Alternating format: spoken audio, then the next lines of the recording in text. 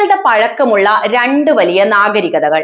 തങ്ങളുടെ ഭൂതകാലത്തിന്റെ കരുത്തും ഭാവിയിലേക്കുള്ള വളരെ തന്ത്രപരമായ കാഴ്ചപ്പാടുകളും മുൻനിർത്തി ആഗോള രാഷ്ട്രീയ ഭൂപടത്തിൽ ഒരു പുതിയ ചരിത്രം എഴുതാൻ ഒരുങ്ങിക്കൊണ്ടിരിക്കുകയാണ്. ആഗോള രാഷ്ട്രീയവും പശ്ചിമേഷ്യൻ ഭൂമിശാസ്ത്രവും വലിയ അസ്ഥിരതകളിലൂടെ കടുത്ത സംഘർഷങ്ങളിലൂടെയും കടന്നു പോകുന്ന ഈ കാലഘട്ടത്തിൽ ഏഷ്യൻ ഭൂഖണ്ഡത്തിലെ രണ്ട് വൻ ശക്തികളായ ഇന്ത്യയും ഇറാനും തമ്മിലുള്ള ഉഭയകക്ഷി ബന്ധം കൂടുതൽ സങ്കീർണവും എന്നാൽ ശക്തവുമായി മാറുകയാണ്. കേൾക്കുമ്പോൾ ഒട്ടും വിരസത തോന്നാത്ത ഒരു കഥ കൂടിയാണിത്. എന്താണ് ഇറാനും ഇന്ത്യയും തമ്മിലുള്ള ഇപ്പോഴത്തെ ബന്ധം? നമുക്ക് നോക്കാം. ഈ ബന്ധത്തിന്റെ ഇന്നത്തെ പ്രാധാന്യം മനസ്സിലാക്കാൻ വളരെ അടുത്ത കാലത്തുണ്ടായ ഒരു പ്രധാനപ്പെട്ട നയതന്ത്ര സന്ദേശ കൈമാറ്റത്തിലേക്ക് നമ്മൾ കണ്ണോടിക്കേണ്ടതുണ്ട്. ഈദ് അൽ അദ്ഹ പുണ്യദിനത്തിൽ ഇന്ത്യൻ പ്രധാനമന്ത്രി നരേന്ദ്രമോദി അയച്ച ആശംസകൾക്ക് ഇറാന്റെ പുതിയ പരമോന്നത നേതാവ് ആയത്തുള്ള മുജ്തബ ഖമേനി നൽകിയ ഊഷ്മളമായ മറുപടി കേവലം ഒരു ഔപചാരിക നയതന്ത്ര സന്ദേശം മാത്രമല്ല, മറിച്ച് വരാനിരിക്കുന്ന പുതിയൊരു രാഷ്ട്രീയ യുഗത്തിന്റെ കൃത്യമായ സൂചനയാണ്. പരസ്പര ബഹുമാനത്തിലും പങ്കിട്ട തന്ത്രപരമായ താല്പര്യങ്ങളിലും വേരൂന്നിയ ഇരു രാജ്യങ്ങളും തമ്മിലുള്ള ചരിത്രപരമായ സൗഹൃദം എടുത്തു പറഞ്ഞ മുജ്തബ ഖമേനി വരും ദിവസങ്ങളിൽ ഇരു ഗവൺമെന്റുകളും ശക്തമായ ശ്രമങ്ങളിലൂടെ ഈ ബന്ധം കൂടുതൽ വികസിപ്പിക്കുമെന്നും ദൃഢമാക്കുമെന്നും ഉറപ്പിച്ചിട്ടുണ്ട്.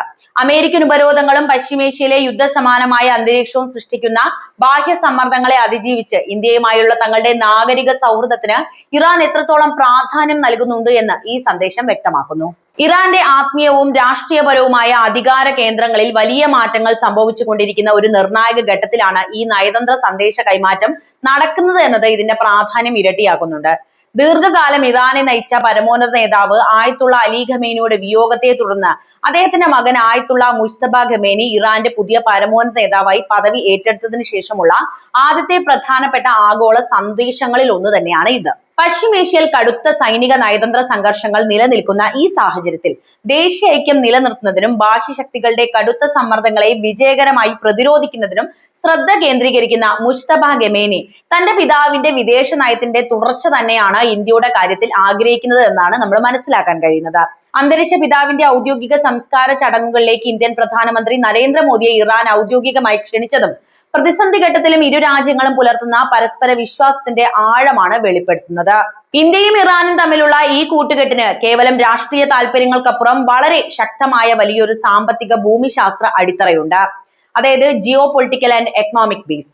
ആ അടിത്തറയിലെ ഏറ്റവും വലിയ നിർണായക ഘടകമാണ് ചാബഹാർ തുറമുഖം. ഇന്ത്യൻ മഹാസമുദ്രത്തിന് അഭിമുഖമായി ഇറാന്റെ തെക്കൻ തീരത്ത് സ്ഥിതി ചെയ്യുന്ന ഈ തുറമുഖത്തിന്റെ വികസനവും നടത്തിപ്പ് അവകാശവും ഇന്ത്യക്കാണുള്ളത്. ഇന്ത്യയെ സംബന്ധിച്ചിടത്തോളം ചാബഹാർ എന്നത് കേവലം ഒരു തുറമുഖം മാത്രമല്ല, മറിച്ച് പാകിസ്ഥാനെ ആശ്രയിക്കാതെ നേരിട്ട് അഫ്ഗാനിസ്ഥാനിലേക്കും അവിടുന്ന് മധ്യേഷ്യൻ രാജ്യങ്ങളിലേക്കും വ്യാപാരം നടത്താനുള്ള ഇന്ത്യയുടെ തന്ത്രപ്രധാനമായ ഒരു വലിയ കവാടം തന്നെയാണ് ചാബഹാർ തുറമുഖം.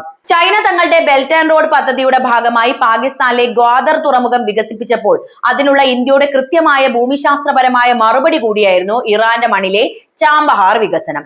മധ്യേഷ്യയിലെയും യൂറോപ്പിലെയും വിപണികളിലേക്ക് അതിവേഗം എത്തിച്ചേരാൻ സഹായിക്കുന്ന അന്താരാഷ്ട്ര വടക്ക് തെക്ക് ഗതാഗത ഇടനാഴിയുടെ ഏറ്റവും പ്രധാനപ്പെട്ട കേന്ദ്ര ബിന്ദു കൂടിയാണ് ഇറാൻ എന്ന് ഓർക്കണം. ഈ പാത പൂർണ്ണ സജ്ജമാകുന്നതോടെ ഇന്ത്യയിൽ നിന്നുള്ള ചരക്കു നീക്കത്തിന്റെ സമയവും ചെലവും പകുതിയോളമായി കുറയുമെന്നാണ് കണക്കാക്കപ്പെടുന്നത്. ഇത് ഇരു രാജ്യങ്ങളുടെയും സാമ്പത്തിക ഭാവിയെ മാറ്റിമറിക്കാൻ പോകുന്ന ഒന്ന് തന്നെയാണ്. മറ്റൊരു പ്രധാനപ്പെട്ട വശം ഊർജ്ജ സുരക്ഷയാണ്. ഇന്ത്യ തങ്ങളുടെ ആഭ്യന്തര ആവശ്യങ്ങൾക്കുള്ള ഇന്ധനത്തിന്റെ വലിയൊരു പങ്ക് ഇറക്കുമതി ചെയ്യുന്ന രാജ്യമാണ്. ഒരു കാലത്ത് ഇന്ത്യയിലേക്ക് ഏറ്റവും കൂടുതൽ എണ്ണ കയറ്റി അയച്ചിരുന്ന രാജ്യങ്ങളിൽ മുൻപന്തിയിൽ ഉണ്ടായിരുന്ന രാജ്യമാണ് ഇറാൻ എന്നോർക്കണം. എന്നാൽ അമേരിക്കയുടെ കടുത്ത ഉപരോധങ്ങൾ കാരണം ഇന്ത്യക്ക് ഇറാനിൽ നിന്നുള്ള എണ്ണ ഇറക്കുമതി താൽക്കാലികമായി കുറയ്ക്കേണ്ട ഒരു അവസ്ഥ പിന്നീട് വന്നു ചേരുകയായിരുന്നു. എങ്കിലും ഈ പ്രതിസന്ധികളെ മറികടക്കാൻ അന്താരാഷ്ട്ര വേദികളിൽ പുതിയ തന്ത്രങ്ങൾ ഇരു രാജ്യങ്ങളും ആവിഷ്കരിക്കുകയും ചെയ്യുന്നുണ്ട്. അമേരിക്കൻ ഡോളറിനെ ആശ്രയിക്കാതെ ഇന്ത്യൻ രൂപയും ഇറാന്റെ റിയാലും നേരിട്ട് ഉപയോഗിച്ചുകൊണ്ട് ഉഭയകക്ഷി വ്യാപാരം കൂടുതൽ ശക്തമാക്കാനുള്ള ചർച്ചകളും ഇരു രാജ്യങ്ങളും തമ്മിൽ സജീവമായി മുന്നോട്ട് കൊണ്ടുപോകുന്നുണ്ട് എന്ന വാർത്തകളും അതിനിടെ വന്നിട്ടുണ്ട്. അമേരിക്കൻ ഉപരോധങ്ങളുടെ കടുത്ത ഭീഷണികൾ നിലനിൽക്കുമ്പോഴും പശ്ചിമേഷ്യയിലെ ഒരു ശക്തി കേന്ദ്രമായി ഇറാനെ പൂർണ്ണമായും തള്ളി പറയാൻ ഇന്ത്യ ഒരിക്കലും തയ്യാറായിട്ടില്ല. കാരണം ഇന്ത്യയുടെ വിദേശ നയം എന്നത് എപ്പോഴും തന്ത്രപരമായ സ്വയം ഭരണാധികാരം അല്ലെങ്കിൽ സ്ട്രാറ്റജിക് ഓട്ടോണമി കാത്തു സൂക്ഷിക്കുന്ന ഒന്നാണ്. ബാഹ്യശക്തികളുടെ സമ്മർദ്ദങ്ങൾക്ക് വഴങ്ങി തങ്ങളുടെ നയതന്ത്ര സുഹൃത്തുക്കളെ മാറ്റില്ല എന്ന ഇന്ത്യയുടെ നിലപാട് ഇറാന് വലിയൊരു ആശ്വാസവും അതുപോലെ തന്നെ വലിയൊരു പിന്തുണയുമാണ് ഈ ഘട്ടത്തിൽ പോലും നൽകിക്കൊണ്ടിരിക്കുന്നത്. ഇനി നമുക്ക് ഈ രണ്ട് രാജ്യങ്ങളുടെയും സാംസ്കാരികവും ചരിത്രപരവുമായ പശ്ചാത്തലം കൂടി ഒന്ന് പരിശോധിക്കാം. ഇന്ത്യയും ഇറാനും തമ്മിലുള്ള ബന്ധം ഇന്നോ ഇന്നലോ തുടങ്ങിയതല്ല. ചരിത്രാതീത കാലം മുതൽക്കേ പേർഷ്യൻ സംസ്കാരവും ഇന്ത്യൻ സംസ്കാരവും തമ്മിൽ ശക്തമായ കൊടുക്കൽ വാങ്ങലുകൾ നടന്നിട്ടുണ്ട്. നമ്മുടെ ഭാഷകളിൽ, പ്രത്യേകിച്ച് ഉറുദു, ഹിന്ദി തുടങ്ങിയ ഭാഷകളിൽ പേർഷ്യൻ പദങ്ങളുടെ വലിയ സ്വാധീനം കാണാം. മുഗൾ നിർമ്മാണ ശൈലികൾ മുതൽ ഇന്ത്യയുടെ പരമ്പരാഗത കലകളിൽ വരെ പേർഷ്യൻ സംസ്കാരത്തിന്റെ സ്പർശമുണ്ട്. ഈ നാഗരിക ബന്ധമാണ് ഏത് പ്രതിസന്ധി ഘട്ടത്തിലും പരസ്പരം വിശ്വസിക്കാൻ ഇരു രാജ്യങ്ങളെയും പ്രേരിപ്പിക്കുന്ന ഘടകം.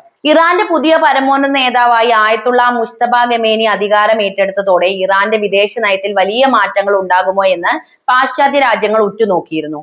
എന്നാൽ തന്റെ ആദ്യത്തെ പ്രധാനപ്പെട്ട ആഗോള നയതന്ത്ര സന്ദേശത്തിലൂടെ തന്നെ ഇന്ത്യയോടുള്ള നിലപാട് അദ്ദേഹം വ്യക്തമാക്കിയിരിക്കുകയാണ്. പശ്ചിമേഷ്യയിൽ ഇസ്രായേലും അറബ് രാജ്യങ്ങളും തമ്മിലുള്ള സംഘർഷങ്ങൾ മുറുകുന്ന ഈ സാഹചര്യത്തിൽ ഇന്ത്യയെ പോലൊരു വലിയ ആഗോള പങ്കാളിയുടെ സൗഹൃദം ഇറാന് തങ്ങളുടെ സാമ്പത്തികവും രാഷ്ട്രീയപരവുമായ ഒറ്റപ്പെടൽ ഒഴിവാക്കാൻ അത്യന്താപേക്ഷിതം തന്നെയാണ്. അതേസമയം ഇന്ത്യയെ സംബന്ധിച്ചിടത്തോളം ഇറാന്റെ സൗഹൃദം മിഡിൽ ഈസ്റ്റിലെ സന്തുലിതാവസ്ഥ നിലനിർത്താൻ അത്യാവശ്യവുമാണ്. ഇന്ത്യക്ക് ഇസ്രായേലുമായും സൗദി അറേബ്യയുമായും UAE-യുമായും വളരെ അടുത്ത സൗഹൃദമാണ് ഇന്നുള്ളത്. എന്നാൽ ഇതേ സമയം തന്നെ ഇറാനുമായും ശക്തമായ ബന്ധം നിലനിർത്താൻ ഇന്ത്യക്ക് സാധിക്കുകയും ചെയ്യുന്നു. അന്താരാഷ്ട്ര നയതന്ത്ര രംഗത്ത് ഇന്ത്യയുടെ വലിയൊരു വിജയം തന്നെയാണിത്. ചേരിതിരിവുകളുടെ രാഷ്ട്രീയത്തിന്റെ ഭാഗമാകാതെ എല്ലാവരുമായും സമാധാനപരമായ സഹകരണം ഉറപ്പാക്കുക എന്ന ഇന്ത്യൻ വിദേശ നയത്തിന്റെ മികച്ച ഉദാഹരണം തന്നെയാണ് ഈ ബന്ധവും. വരും ദിവസങ്ങളിൽ ഈ രണ്ട് രാജ്യങ്ങളും തമ്മിൽ പ്രതിരോധ മേഖലയിലും വലിയ സഹകരണത്തിനുള്ള സാധ്യതയുണ്ട്. പശ്ചിമേഷ്യൻ മേഖലയിലെ കടൽക്കൊള്ളയും തീവ്രവാദ ഭീഷണികളും നേരിടുന്നതിൽ ഇന്ത്യൻ നാവികസേനയും ഇറാന്റെ നാവികസേനയും തമ്മിലുള്ള വിവര നിയമങ്ങൾ കൂടുതൽ ശക്തമാക്കാൻ പുതിയ നേതൃത്വത്തിന്റെ കീഴിൽ ചർച്ചകൾ നടക്കുന്നുണ്ട് എന്ന റിപ്പോർട്ടുകൾ വരുന്നു. നമ്മൾ കാര്യം മനസ്സിലാക്കുകയാണെങ്കിൽ ആഗോള രാഷ്ട്രീയത്തിൽ വലിയ മാറ്റങ്ങളുടെ കാറ്റാണ് ഇപ്പോൾ വീശുന്നത്. ബാഹ്യശക്തികളുടെ ഉപരോധങ്ങളും ഭീഷണികളും എത്ര തന്നെ ഉണ്ടായാലും ഇന്ത്യയും ഇറാനും തമ്മിലുള്ള ഈ നാഗരിക സൗഹൃദത്തിന്റെ ആഴം കുറയാൻ പോകുന്നില്ല. പുതിയ ഇസ്ലാമിക നേതൃത്വത്തിന് കീഴിലും ഇന്ത്യയുമായുള്ള തന്ത്രപ്രധാന കൂട്ടുകെട്ട് കൂടുതൽ ഉയരങ്ങളിലേക്ക് കൊണ്ടുപോകാനാണ് ഇറാന്റെ തീരുമാനം. മിഡിൽ ഈസ്റ്റിലെ സമാധാനത്തിനും ഏഷ്യൻ ഭൂഖണ്ഡത്തിന്റെ സാമ്പത്തിക മുന്നേറ്റത്തിനും ഈ രണ്ട് വൻ ശക്തികളുടെ ഒത്തുചേരൽ വരും നാളുകളിൽ ലോക ചരിത്രത്തിൽ വലിയൊരു നിർണായക പങ്ക് വഹിക്കുമെന്ന കാര്യത്തിൽ സംശയമൊട്ടുമില്ല. അപ്പോൾ എന്താണ് ഇന്ത്യയും ഇറാനും തമ്മിലുള്ള ഈ സൗഹൃദത്തെ കുറിച്ച് നിങ്ങൾക്ക് പറയാനുള്ളത്? നിങ്ങളുടെ വിലയേറിയ അഭിപ്രായങ്ങൾ എന്ത് തന്നെയായാലും കമന്റ് ബോക്സിൽ എഴുതുമല്ലോ. ഒപ്പം വീഡിയോ ഇഷ്ടമായാൽ ലൈക്ക് ചെയ്യാനും ഷെയർ ചെയ്യാനും ചാനൽ ഒന്ന് സബ്സ്ക്രൈബ് ചെയ്യാനും ശ്രദ്ധിക്കണേ.